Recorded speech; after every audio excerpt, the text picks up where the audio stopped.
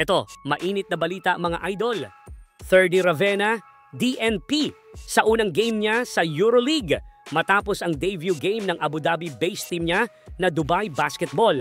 Samantala, dating NBA star at 3-time NBA champion na si JaVale McGee, nilamon ng buo ang mga players sa kanyang NBL debut, mukhang nagpaparamdam na makabalik sa NBA.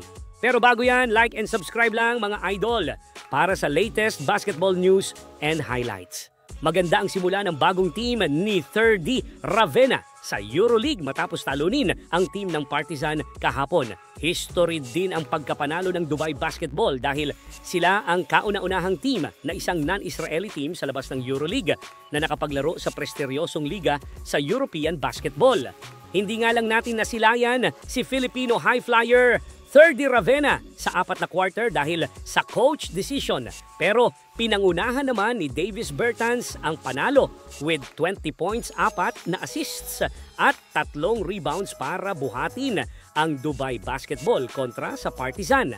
Itinuturing na wildcard participation ang pagkakasama ng Dubai Basketball na makikita pa nating maglaro sa mga susunod na year hanggang 2030 season ng EuroLeague. At inaasahan na masisilayan natin si 30 na maglaro sa isa sa mga season na yan.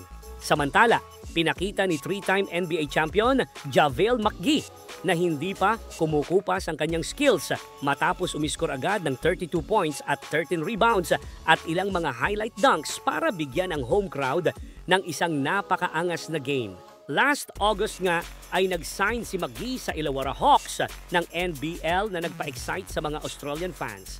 Bagamat natalo ang team ni McGee sa laban nila kontra sa Tasmania, magiging exciting naman ang mga susunod na laban nila dahil nga may isang ex-NBA star ang naglalaro sa kanilang liga. Eto at panoorin natin ang ilan sa mga highlights ni McGee sa kanyang debut game kontra sa Tasmania Jack Jumpers.